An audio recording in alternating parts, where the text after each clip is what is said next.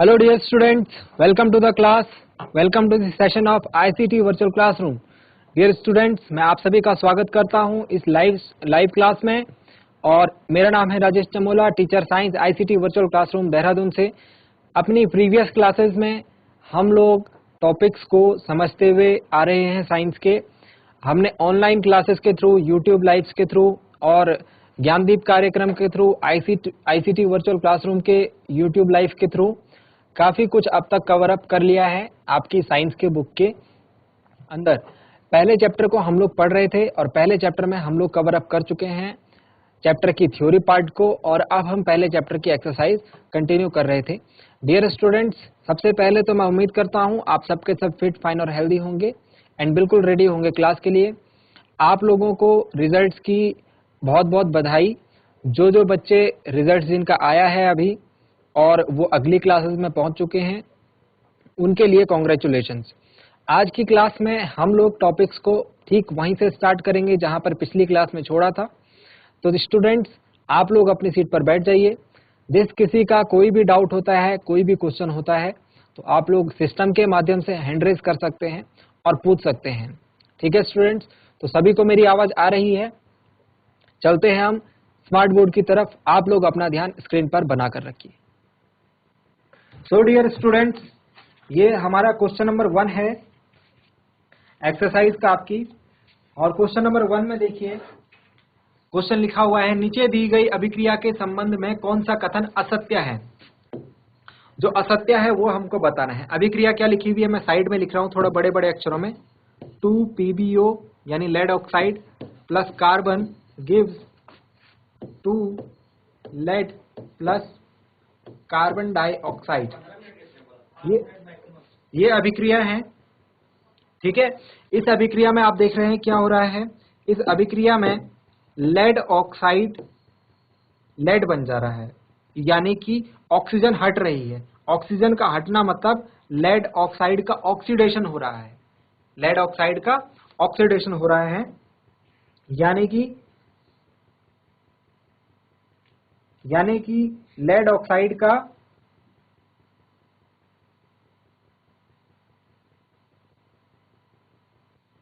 Oxygen का योग हो रहा है, ऑक्सीजन का ह्रास हो रहा है, यानी यहाँ पर अपचयन हो रहा है ना। तो आप देख रहे हैं इसमें अपचयन हो रहा है। जब ऑक्सीजन हटती है तो अपचयन होता है, जब ऑक्सीजन जुड़ती है तो उपचयन होता है।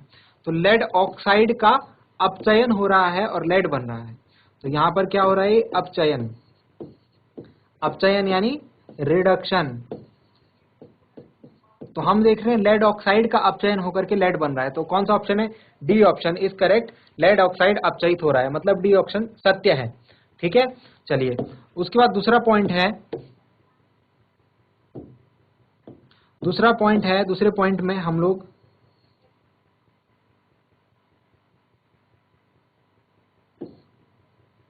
दोबारा से रिएक्शन लिखता हूं। 2 lead oxide plus carbon gives twice lead plus carbon dioxide. दूसरे पॉइंट में हम देख रहे हैं कार्बन यहाँ पर अकेला था और कार्बन के साथ ऑक्सीजन जुड़ गई। जब ऑक्सीजन जुड़ती है तो उसको हम कहते हैं ऑक्सीडेशन यानी उपचयन। तो कार्बन उपचयित हो रहा है। तो सी और डी दोनों ऑप्शन सही है। ठीक है, उसके बाद फर्स्ट ऑप्शन क्या लिख रहे हैं, सीसा अपचयित हो रहा है। सीसा अपचयित मतलब ऑक्सीजन का हटना। तो शीशे में से आप देख रहे हैं कहीं ऑक्सीजन हट रही है? नहीं। ऑक्सीजन किस में से हट रही है? लेड इसमें से हट रही है। अकेला शीशा नहीं। अगर पीबी लिखा होता अकेला तो इसको हम शीशा बोलते हैं। अकेला पीबी लिखा होता तो शीशा बोलते हैं, यानी लेड बोलते हैं इसे। ठीक है, तो अगर ये अकेला होता तो इसको हम शीशा बोलते। तो शीशा थोड़ा ही ना अपचयित हो रहा है, लेड ऑक्साइड अपचयित हो रहा है। इसका क्या नाम है? Lead oxide. तो लेड ऑक्साइड अपचयित हो रहा है, शीशा नहीं अपचयित हो रहा है। लेड ऑक्साइड अपचयित होकर लेड बन रहा है, यानी पहला स्टेटमेंट टोटली गलत है। इसी प्रकार दूसरा स्टेटमेंट कार्बन डाइऑक्साइड उपचयित हो रहा है। तो कार्बन डाइऑक्साइड तो उत्पाद में मिल रहा है हमको, यहाँ तो सिर्फ कार्बन है। तो ये भी क्या है? टोटली गलत है। तो हमारे पास कौन कौन से ऑप्शन सही है, कौन कौन से गलत है? शुरू के 2 गलत है, लास्ट के 2 सही है। यानी कि हमको क्या छांटना था, कौन सा कथन असत्य है। असत्य कथन कौन कौन सा है? ए एवं बी। तो हमारा आंसर क्या हो जाएगा? ए एवं बी। ए एवं बी, यानी ये वाला आंसर हमारा सही है फर्स्ट। ठीक है, ऊपर दी गई अभिक्रिया किस प्रकार के? Second question. तो सेकंड क्वेश्चन में आप देख रहे हैं यहाँ पर आयरन का ऑक्साइड था और एल्यूमिनियम था, यहाँ पर एल्यूमिनियम का ऑक्साइड बन गया और आयरन अलग हो गया। मतलब कि जब एक तत्व ने दूसरे तत्व को उसके यौगिक से हटा लिया तो इस अभिक्रिया को हम कहते हैं विस्थापन अभिक्रिया। समझ रहे हो, याद है अभिक्रिया कॉपर सल्फेट वाली जो अभिक्रिया थी जिसमें हम जिंक और कॉपर सल्फेट की अभिक्रिया कराते थे। तो जिंक और कॉपर सल्फेट की अभिक्रिया कराते थे या फिर आयरन और कॉपर सल्फेट की अभिक्रिया कराते थे, आयरन प्लस कॉपर सल्फेट, तो क्या बन जाता था आयरन सल्फेट और कॉपर। तो क्या हो गया, यहाँ पर कॉपर हट गया उसकी जगह आयरन आ गया। ऐसे ही यहाँ पर आयरन हट गया उसकी जगह एल्यूमिनियम आ गया। तो जब एक तत्व दूसरे तत्व को उसके यौगिक से हटा ले तो ऐसी अभिक्रिया को हम विस्थापन अभिक्रिया कहते हैं। कितने प्रकार की अभिक्रियाएं हमने पढ़ी थी? हमने कितने प्रकार की अभिक्रियाएं पढ़ी हैं अब तक? हमने पढ़ी हैं कुछ 5 प्रकार की अभिक्रियाएं, और उसके अंतर्गत भी हमने बहुत प्रकार की अभिक्रियाएं पढ़ी हैं। 5 प्रकार की अभिक्रियाएं कौन कौन सी हैं? नंबर 1 संयोजन अभिक्रिया, नंबर 2 वियोजन अभिक्रिया, नंबर 3 विस्थापन अभिक्रिया, नंबर 4 द्विविस्थापन अभिक्रिया, नंबर 5 उपचयन एवं अपचयन या फिर रेडॉक्स अभिक्रिया। Number 1 combination reaction, number 2 decomposition reaction, number 3 displacement reaction, number 4 double displacement reaction, number 5 oxidation reduction और रेडॉक्स रिएक्शन। ठीक है, इसके बीच में हमने कुछ और अभिक्रियाएं भी पढ़ी थी, जैसे ऊष्माक्षेपी अभिक्रिया, ऊष्माशोषी अभिक्रिया, एंडोथर्मिक, एक्सोथर्मिक। इसके अलावा हमने अवक्षेपण अभिक्रिया, प्रेसिपिटेशन रिएक्शन देखी। तो बहुत सारी प्रकार की अभिक्रिया हम लोग इस चैप्टर में पढ़ चुके हैं। तो ये थे हमारे स्टार्टिंग के 2 क्वेश्चन। आई होप आपको समझ में आए होंगे। चलिए फाइनल में एक बार टिक लगा देता हूं, पहले वाले का फर्स्ट है, दूसरे वाले का डी है। ठीक है, चलिए नेक्स्ट पार्ट पे चलते हैं। नेक्स्ट पार्ट में आप देख रहे होंगे कि हमारे पास जो क्वेश्चन नंबर 3 है, जो क्वेश्चन नंबर 3 हमारे पास, उसका स्टेटमेंट मैं यहां पर पढ़ रहा हूं। आई होप आपको क्वेश्चन पढ़ने में आ रहा होगा। आई होप आपको क्वेश्चन पढ़ने में आ रहा होगा। इसको और बड़ा कर लेते हैं, थोड़ा इसका साइज बढ़ा लेते हैं।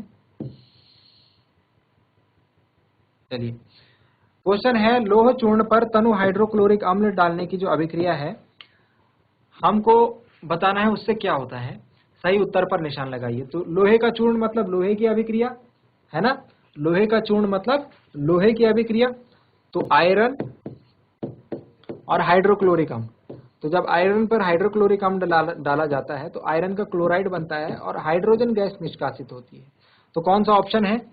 क्लोरीन गैस एवं हाइड्रोजन गैस एवं आयरन क्लोराइड बनता है। तो हमारा ए ऑप्शन इज करेक्ट। ठीक है, तो ये अभिक्रिया है उसकी। इस अभिक्रिया से हमने देखा।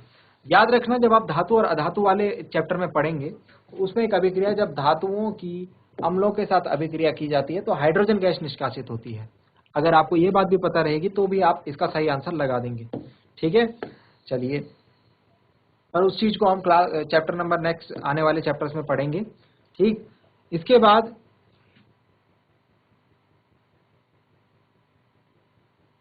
जो नेक्स्ट क्वेश्चन है हमारा 4th, वो है संतुलित रासायनिक समीकरण क्या है? रासायनिक समीकरण को संतुलित करना क्यों आवश्यक है? तो संतुलित रासायनिक समीकरण क्या होती है? जिसमें अभिकारक एवं उत्पाद के तत्वों के परमाणुओं की संख्या बराबर होती है।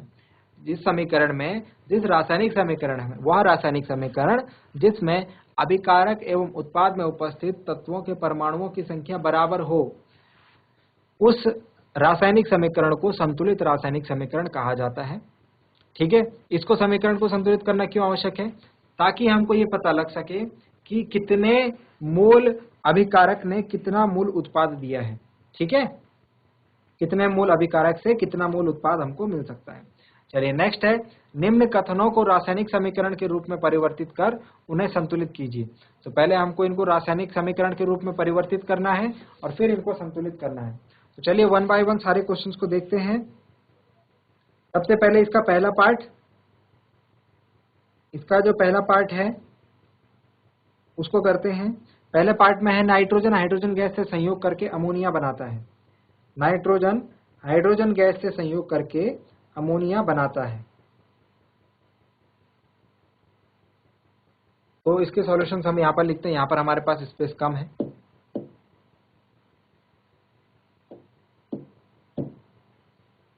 नंबर 1 कौन सा क्वेश्चन है हमारे पास?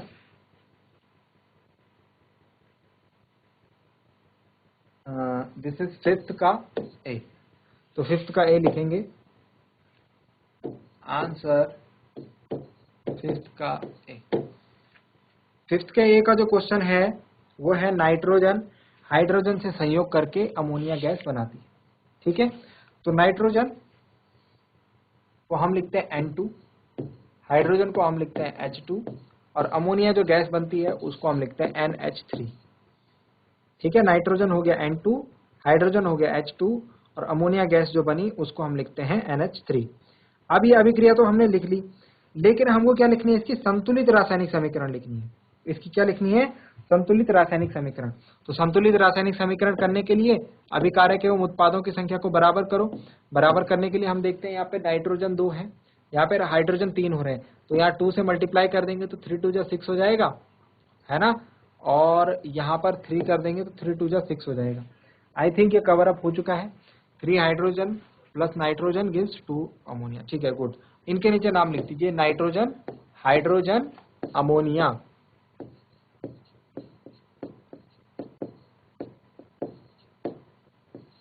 चलिए बी पार्ट पर चलते हैं। इसकी बी पार्ट पर, बी पार्ट क्या है, बी पार्ट क्वेश्चन पढ़ेंगे। हाइड्रोजन सल्फाइड गैस का वायु में दहन होने पर जल एवं सल्फर डाइऑक्साइड बनता है। किसका, हाइड्रोजन सल्फाइड गैस का। तो हाइड्रोजन सल्फाइड जो गैस होती है वो होती है H2S। हाइड्रोजन सल्फाइड गैस का वायु में दहन होने पर, वायु में दहन मतलब, वायु में दहन मतलब ऑक्सीजन के साथ अभिक्रिया। इस बात को मैं काफी बार बता चुका हूं, अब आपको याद रहनी चाहिए। वायु में दहन मतलब ऑक्सीजन के साथ अभिक्रिया। क्या क्या बनता है, जल एवं सल्फर डाइऑक्साइड। तो सल्फर डाइऑक्साइड और जल बनता है। ठीक है, अब ये समीकरण को बैलेंस कीजिए, इस समीकरण को बैलेंस कीजिए। H2S और सल्फर कितना है, 1 1 है, ऑक्सीजन 2 है, यहाँ पर 3 है, तो इसको हम लोग 2 कर देते हैं, 2 और 2 4, 2 2 जा 4, लेकिन यहाँ पर हाइड्रोजन 2 2 जा 4 हो गई है, 2 कर लेते हैं और ट्वाइस H2S और ट्वाइस H2। एक मिनट, यहाँ से इस 2 को हटाते हैं और इस 2 को रहने देते हैं। तो देखिए कुछ अंतर आपको लग रहा है, 2 2 जा 4 एंड 1 5। वेट अ मिनट, इस 2 को भी रहने देंगे।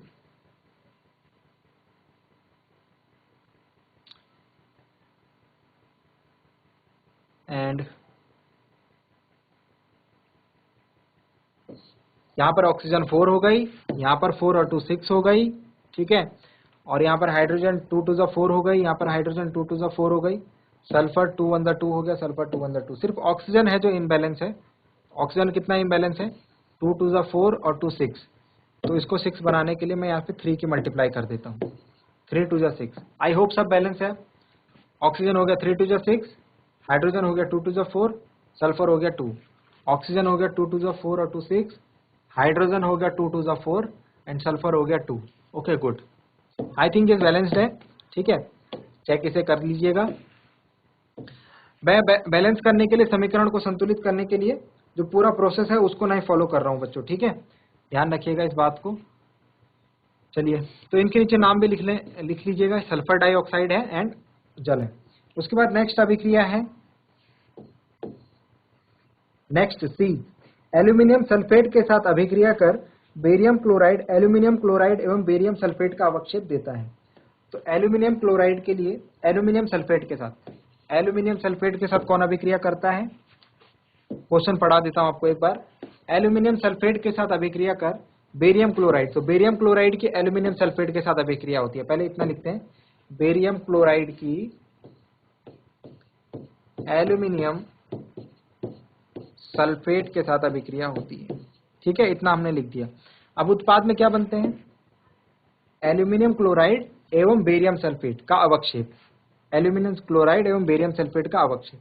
तो एल्यूमिनियम क्लोराइड मतलब AlCl3 एंड बेरियम सल्फेट का अवक्षेप मतलब BaSO4 और अवक्षेप मतलब ये।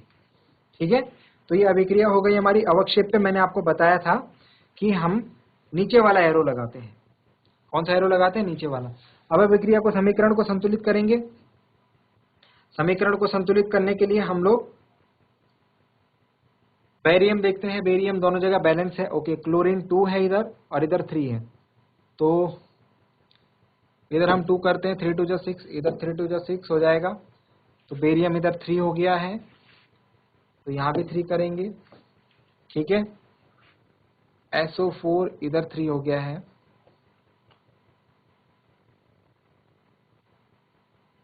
तो एल्यूमिनियम इधर 2 है एंड 3। आई थिंक ये बैलेंस हो गई है इस इक्वेशन।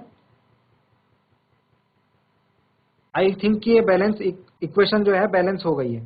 ठीक है, thrice BaCl2 plus Al2SO4 whole thrice is twice AlCl3 plus thrice barium sulphate. Okay good, इसके नीचे नाम लिख लीजिए इनका। ये एल्यूमिनियम क्लोराइड है, बेरियम सल्फेट का अवक्षेप है। ठीक है, अवक्षेप के लिए हम ऐसा तीर लगाते हैं और PPT भी लिख सकते हैं। ओके गुड, चलिए नेक्स्ट क्वेश्चन की तरफ चलते हैं। डी पार्ट, पोटेशियम धातु जल के साथ अभिक्रिया करके पोटेशियम, पहले इतना लिखते हैं, पोटेशियम धातु जल के साथ अभिक्रिया, तो डी है पोटेशियम धातु की, पोटेशियम धातु को हम के लिखते हैं, जल के साथ अभिक्रिया मतलब H2O, क्या बनता है,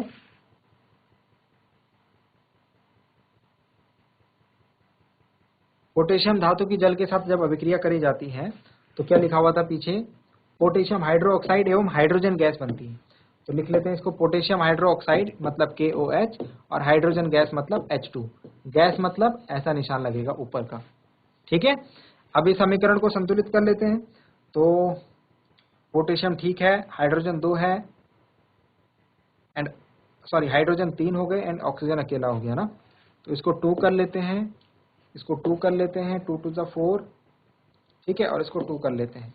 आई थिंक ये बैलेंस हो गई है, चेक कर लीजिए इसे आप एक बार, twice K plus twice H2O gives twice KOH plus H2। Okay balance है, यहाँ पर लिखेंगे पोटेशियम हाइड्रोक्साइड और ये हाइड्रोजन गैस हो गई। ठीक है, तो ये हो गया हमारा क्वेश्चन नंबर 5 का आंसर। चलिए नेक्स्ट क्वेश्चन जो है 6 नंबर का क्वेश्चन, निम्न रासायनिक समीकरण को संतुलित कीजिए। जो निम्न रासायनिक समीकरण लिखी हुई है इनको संतुलित करना है, तो इनको हम यहीं पर संतुलित कर लेंगे। चलिए संतुलित करने के लिए ध्यान है ना, अभी जैसे मैंने रिएक्शन लिख करके संतुलित कर रहा था, ठीक वैसे ही संतुलित आपको इसको करना है। तो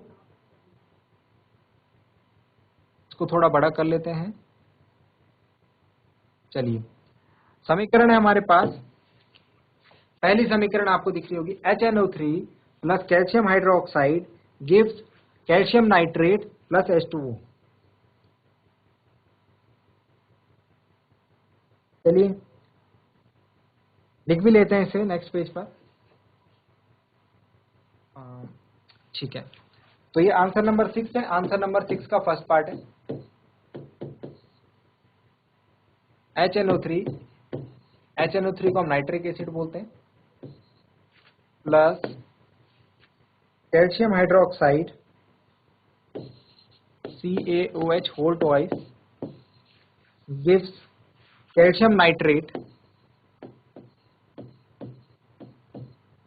प्लस H2O यानी जल। इसको संतुलित करने के लिए आप देखिए, सबसे पहले कैल्शियम दोनों जगह संतुलित है, ठीक है, नाइट्रेट उस साइड 2 है, इस साइड 1 है, तो इसको 2 कर देंगे।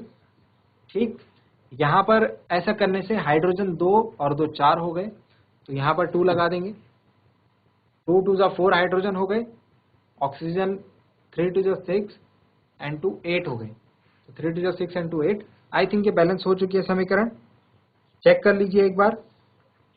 Twice HNO3 plus CaOH whole twice gives CaNO3 whole twice plus twice H2O। देखो हाइड्रोजन कितने हैं, 2 और 2 4, हाइड्रोजन कितने हैं, 2 2 4। ओके, नेक्स्ट नाइट्रोजन देखो, 2 1 जा 2, सॉरी NO3 को पूरा देखो आप एक साथ, है ना, तो 2 NO3 है और इधर भी 2 NO3 है। ठीक है गुड, उसके बाद कैल्शियम देखो, कैल्शियम यहाँ अकेला है, यहाँ भी अकेला है। उसके बाद ऑक्सीजन देखो 2 और ऑक्सीजन देखो 2। ठीक है, और हाइड्रोजन तो हम चेक कर ही चुके हैं। ओके, तो आई थिंक ये बैलेंस हो गई है समीकरण। चलिए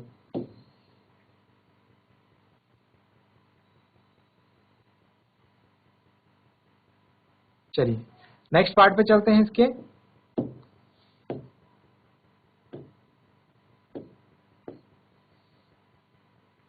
second part,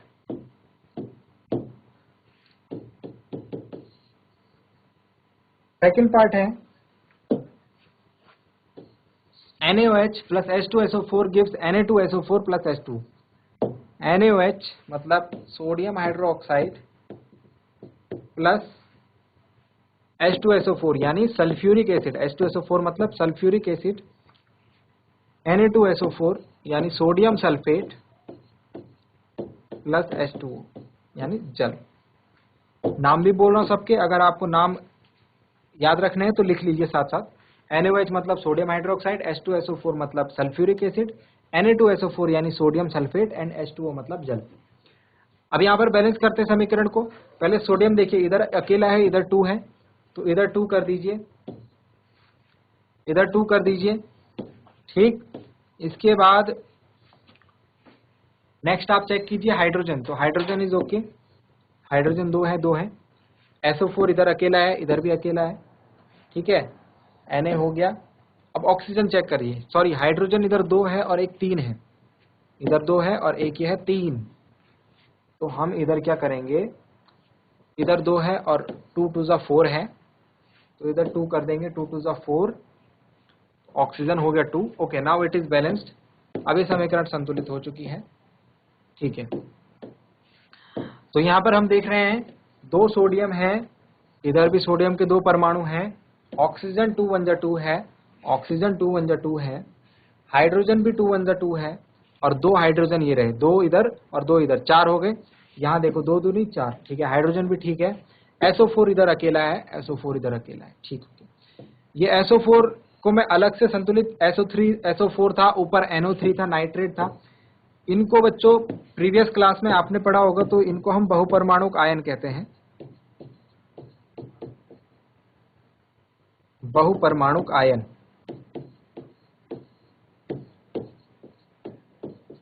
multi atomic ion, ऐसे आयन जिनमें एक से अधिक परमाणुओं से मिलकर जो बना होता है उसको हम बहुपरमाणु, जैसे S हो गया, O हो गया, इन दोनों से मिलकर के SO4 बना है। जैसे N हो गया, O हो गया, इससे मिलकर के NO3 बना है।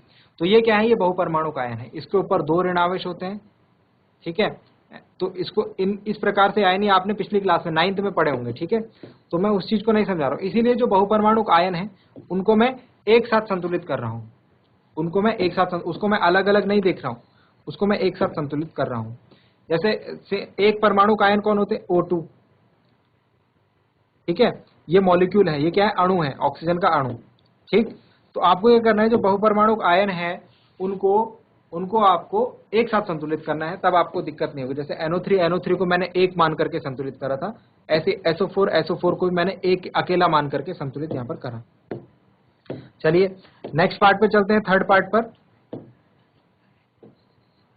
पर मैं यहां पर संतुलित कर रहा हूं, आप मेरे साथ साथ जो है संतुलित कर सकते हैं। क्वेश्चन में आपको दिखा रहा हूं, ठीक है, तो आपको इंटरेस्ट बना रहेगा और आपको समझ में भी आएगा। थर्ड क्वेश्चन है, सी NaCl plus AgNO3 gives AgCl plus NaNO3। Sodium chloride NaCl plus AgNO3 gives AgCl plus NaNO3। अब इसमें भी NO3 को आप अकेला मान करके संतुलित कीजिए, NO3 इधर बराबर है, ठीक है। सोडियम इधर अकेला है, इधर भी अकेला है, ठीक है। Ag और Cl इधर अकेले हैं, Ag और Cl इधर, बिल्कुल, मतलब ये समीकरण जो संतुलित है, इसको हमको संतुलित करने की आवश्यकता नहीं है। चलिए, तो ये समीकरण क्या है, पहले से ही संतुलित है, इसमें हमको करने की कुछ आवश्यकता नहीं पड़ी। Fourth question, BaCl2 barium chloride plus H2SO4 gives BaSO4 plus HCl, ठीक है। तो बेरियम क्लोराइड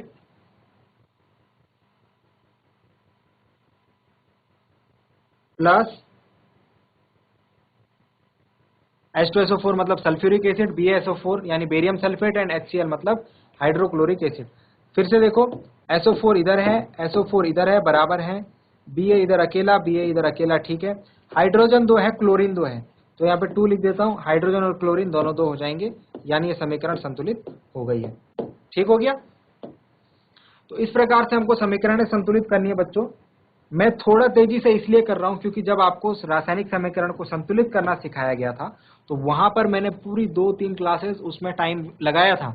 इसलिए लगाया था ताकि आप उसको समझ पाओ। जब समझ पाओगे तो इतनी ही आसानी से आप भी कर पाओगे। ठीक है, नेक्स्ट पार्ट पे चलते हैं। फिर से संतुलित रासायनिक समीकरण है, फिर से संतुलित रासायनिक समीकरण है। निम्न अभिक्रियाओं के लिए संतुलित रासायनिक समीकरण लिखिए।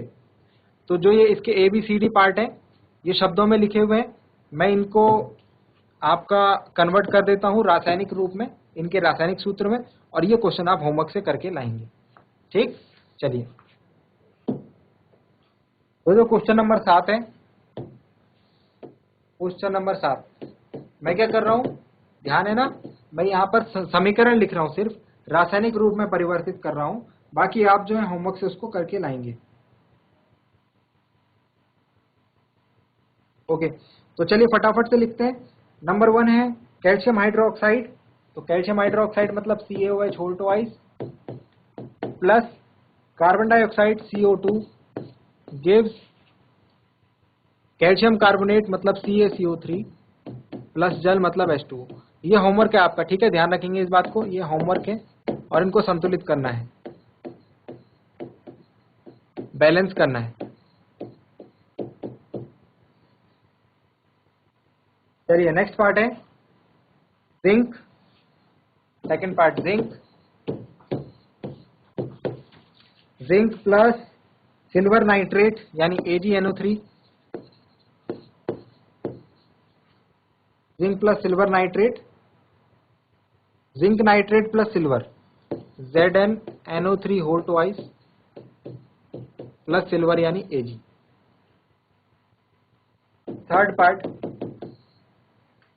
Third part is aluminium plus copper chloride, aluminium plus CuCl2 gives aluminium chloride plus copper AlCl3 plus copper Cu। Next fourth number पे है equation barium chloride plus potassium sulphate. Barium chloride मतलब BaCl2 प्लस पोटेशियम सल्फेट मतलब K2SO4 gives barium sulphate BaSO4 plus potassium chloride KCl। तो ये 4 question हो गए। इनको आपको मैंने आपके बुक में क्या लिखा हुआ था, इनका शब्द रूप लिखा हुआ था, मैंने इनको रासायनिक समीकरण के रूप में परिवर्तित कर दिया है और अब आप इसे होमवर्क में बैलेंस करके लाएंगे, संतुलित करके लाएंगे। ओके, चलिए नेक्स्ट क्वेश्चन पे चलते हैं। Question number 8। क्वेश्चन नंबर 8 में क्या कहा गया है? क्वेश्चन नंबर 8 में हमें यह कहा गया है कि निम्न अभिक्रियाओं को हमको क्या करना है, समीकरण को संतुलित करना है और इनका प्रकार भी बताना है। ओके, ठीक है। निम्न अभिक्रियाओं, जैसे आप पढ़ रहे होंगे क्वेश्चन, संतुलित रासायनिक समीकरण लिखना है और प्रत्येक अभिक्रिया का प्रकार बताना है। ठीक है, तो मैं ABCD पार्ट्स जो हैं इनके फिर से मैं आपको रूप लिख करके दे रहा हूं और इनको आपको बैलेंस करना है और प्रकार बताना है। ओके, तो ये हो गया क्वेश्चन नंबर 8 अपना। क्वेश्चन नंबर 8 का सॉल्यूशन, इसका फर्स्ट पार्ट में लिखा हुआ है potassium bromide KBr plus barium iodide Ba, potassium chloride plus barium chloride BaCl2 gives potassium bromide KBr plus barium iodide Ki। Wait a minute, barium iodide है, ठीक है, barium iodide.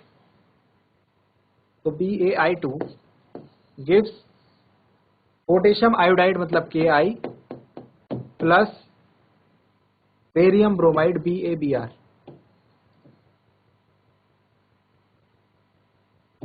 BaBr2। तो अभिक्रिया समीकरण, इसको भी संतुलित करना है, ये भी आपका होमवर्क है, इनको भी संतुलित करना है। प्रकार बताना है आपको इनका, कौन सी अभिक्रिया का जो प्रकार है ये कौन सा है। ठीक है, चलिए नेक्स्ट पार्ट है जिंक कार्बोनेट मतलब ZnCO3 गिव्स,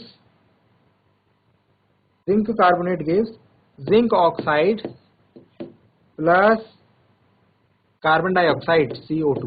नोट डाउन करते रहिए, नेक्स्ट क्लास में होमवर्क चेक करूंगा मैं सबका। C hydrogen plus chlorine H2 plus Cl2 gives hydrogen chloride HCl। कौन से प्रकार की अभिक्रिया है, पहले इसको संतुलित करें और फिर बताइए कौन से प्रकार की अभिक्रिया है। फोर्थ, मैग्नीशियम प्लस हाइड्रोक्लोरिक अम्ल gives magnesium chloride MgCl, magnesium chloride MgCl2 plus hydrogen. ठीक है, तो चारों को आपको अभिक्रिया बतानी है, पहले समीकरण संतुलित करनी है और फिर बतानी है कि ये कौन से प्रकार की अभिक्रिया है। ठीक, तो 4-5 प्रकार की जो अभिक्रियाएं आपने पढ़ी है उनमें से कोई कोई प्रकार की अभिक्रिया होंगी, ये आपको बताने। तो 2 आपके होमवर्क हो गए, एक तो ये वाला क्वेश्चन होमवर्क हो गया, क्वेश्चन नंबर 8, और एक क्वेश्चन नंबर 7 आपका होमवर्क हो गया। ये समीकरण मैंने लिखी हुई है, इनको संतुलित करना है और 8वें में तो आपको इनका प्रकार भी बताना है। ठीक हो गया। अब नेक्स्ट क्वेश्चन पर चलते हैं। 9वां क्वेश्चन जो है, इस क्वेश्चन को हम लोग डिस्कस कर चुके हैं। ऊष्माक्षेपी एवं ऊष्माशोषी अभिक्रिया क्या होती है, उदाहरण दीजिए। तो इसको हम छोड़ रहे हैं, ये चीजें हम पढ़ चुके हैं। ऊष्माक्षेपी अभिक्रिया वे अभिक्रिया होती है जिसमें ऊष्मा का उत्सर्जन होता है, और ऊष्माशोषी अभिक्रिया वो होती हैं जिनमें ऊष्मा अवशोषित होती है अभिक्रिया के दौरान। उदाहरण भी आपको लिखे हुए। नेक्स्ट क्वेश्चन 10th पर आते हैं, श्वसन को ऊष्माक्षेपी अभिक्रिया क्यों कहते हैं। ओके गुड, वर्णन कीजिए। तो श्वसन की जो अभिक्रिया है बच्चों, श्वसन मतलब रेस्पिरेशन, हमारी जो सांस लेने की प्रक्रिया। कौन सा क्वेश्चन है, क्वेश्चन नंबर 10, इसको जल्दी से समझ लीजिए। श्वसन यानी रेस्पिरेशन। श्वसन क्या होता है, सांस लेना। सांस लेना ही सिर्फ श्वसन नहीं होता है, सांस लेना और छोड़ना, सांस लेना और छोड़ना। ठीक है, तो हम लोग क्या करते हैं, जब हम सांस लेते हैं तो हमारी बॉडी में खाना खाने के बाद जो पदार्थ बनता है वो होता है ग्लूकोज, और उसको हम ऐसे लिखते हैं, ये है ग्लूकोज। ये कहां से आया, जो हमने खाना खाया उससे ये बना हमारे शरीर में। ठीक है, अब ये ग्लूकोज क्या होता है, इसको शरीर को आपूर्ति करनी होती है। तो शरीर में आपूर्ति करने के लिए ग्लूकोज जो है, ऐसे समझिए इसको, आप चैप्टर नंबर 6 में जो आपका जैव प्रक्रम है वहां पर पढ़ेंगे, उसके आगे के चैप्टर्स में पढ़ेंगे। अभी मैं इन शॉर्ट समझा रहा हूँ। ग्लूकोज जो है ये छोटे छोटे पार्ट्स में तोड़ने के लिए इसको ऑक्सीजन की आवश्यकता होती है।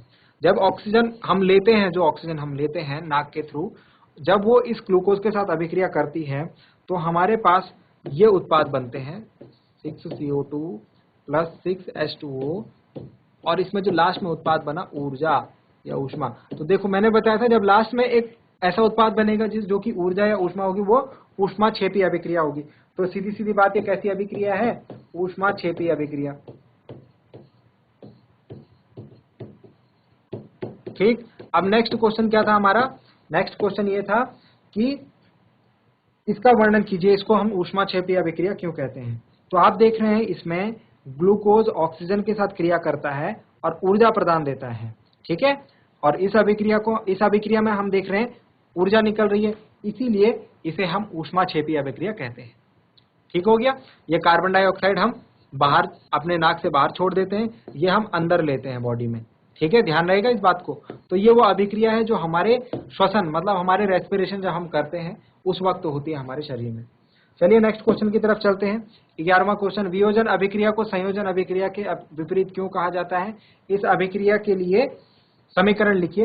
ये क्वेश्चन भी हम लोग कर चुके हैं, चैप्टर में डिस्कस कर चुके हैं, इसीलिए हम इसके ऊपर समय नहीं लगाएंगे। नेक्स्ट क्वेश्चन के ऊपर चलते हैं अपने। ठीक है, नेक्स्ट क्वेश्चन है हमारा क्वेश्चन नंबर 12, उन वियोजन अभिक्रियाओं के एक एक समीकरण लिखिए जिसमें ऊष्मा, प्रकाश एवं विद्युत के रूप में ऊर्जा प्रदान की जाती है। इसको भी हम डिस्कस कर चुके हैं, छोड़ देंगे। विस्थापन एवं विस्थापन अभिक्रियाओं में क्या अंतर है, इन अभिक्रियाओं के समीकरण लिखिए, इसको भी डिस्कस कर चुके हैं। क्वेश्चन नंबर 14, सिल्वर के शोधन में सिल्वर नाइट्रेट के विलयन से सिल्वर प्राप्त करने के लिए कॉपर धातु द्वारा विस्थापन किया जाता है। ओके, हमको क्या करना है, इसके लिए अभिक्रिया लिखनी है। तो सिल्वर के शोधन के लिए मतलब सिल्वर, जब चांदी को आप बनाते हैं किसी धातु निष्कर्षण की प्रक्रिया में, तो आप क्या करते हैं, आप उसमें सिल्वर की अभिक्रिया, एक अभिक्रिया होती है। ठीक है, और ये अभिक्रिया का समीकरण आपको लिखना। अच्छा क्वेश्चन है, देखो यहाँ पर जो अभिक्रिया होती है उसको मैं यहाँ पर लिख रहा हूँ कॉपर। वो अभिक्रिया इस प्रकार की होती है, कॉपर धातु द्वारा विस्थापन किया जाता है। तो सिल्वर नाइट्रेट, तो सिल्वर नाइट्रेट मतलब AgNO3। जब ये अभिक्रिया करते हैं तो यहाँ पर विस्थापन अभिक्रिया होते हैं, तो कॉपर इस नाइट्रेट को विस्थापित कर लेता है और सिल्वर हमको शुद्ध प्राप्त हो जाता है। ठीक है, तो ये अभिक्रिया होती है, इसको आप संतुलित कर लीजिए, इसको आप संतुलित कर लीजिए। कॉपर का नाइट्रेट जो बनेगा होल ट्वाइस होगा, यहाँ पर 2 होगा, यहाँ पर 2 होगा। ठीक है, तो ये अभिक्रिया बनती है। ये क्या है, ये सिल्वर नाइट्रेट है। ये क्या है, कॉपर नाइट्रेट है। ये क्या है, सिल्वर, चांदी जिसको हम बोलते हैं। ठीक है, नेक्स्ट 15th क्वेश्चन, अवक्षेपण अभिक्रिया से क्या समझते हैं, उदाहरण देकर समझाइए। इसे भी हम कर चुके हैं। ऑक्सीजन, ये क्वेश्चन भी हम कर चुके हैं। इसमें उपचयन और अपचयन को बताना है आपको ऑक्सीजन के योग या ह्रास के आधार पर, ये भी हम कर चुके हैं। नेक्स्ट क्वेश्चन 17, एक भूरे रंग के चमकदार तत्व X को वायु की उपस्थिति में गर्म करने पर वह काले रंग का हो जाता है। इसको मैंने बहुत ध्यान से आपको बताया था कि इसको याद रखना। ये तत्व का नाम है कॉपर। X जो है वो कॉपर है और इसकी जब ऑक्सीजन के साथ दहन करा जाता है तो काले रंग का पदार्थ कॉपर ऑक्साइड बनता है। ध्यान रखेंगे इसको। फिर से आज क्वेश्चन आ गया तो इसको आप फिर से ध्यान रखेंगे। तो तत्व X का नाम कॉपर है और काले रंग के यौगिक का नाम कॉपर ऑक्साइड है। कैसे रंग का है ये, काले रंग का। ठीक है, नेक्स्ट है लोहे की वस्तुओं को हम पेंट क्यों करते हैं, समझ चुके हैं। ये भी हम समझ चुके हैं और ये भी समझ चुके हैं। तो एक्सरसाइज आपकी जो है वो पूरी कंप्लीट हो चुकी है बच्चों। So dear students, I hope कि आज की क्लास में आपको कुछ नया सीखने को मिला हो, इंटरेस्टिंग लगी हो क्लास। और आज हमने चैप्टर 1 की एक्सरसाइज पूरी तरीके से कंप्लीट कर ली है, यानी चैप्टर 1 हमारा पूरा कंप्लीट हो चुका है। आप इस चैप्टर को रिवाइज कीजिएगा, जो जो बातें रह गई हैं उनको आप घर जा करके एक बार देखिएगा, चेक कीजिएगा, क्योंकि हम सारी बातों को डिस्कस कर चुके हैं। अगली क्लास में हम लोग नया चैप्टर स्टार्ट करेंगे। तो स्टूडेंट्स, आप लोग जुड़े रहिए क्लास के साथ। अगली क्लास में मिलते हैं एक नए और इंटरेस्टिंग टॉपिक के साथ। क्लास से जुड़ने के लिए आप सभी का बहुत बहुत धन्यवाद। Thank you very much and have a nice day.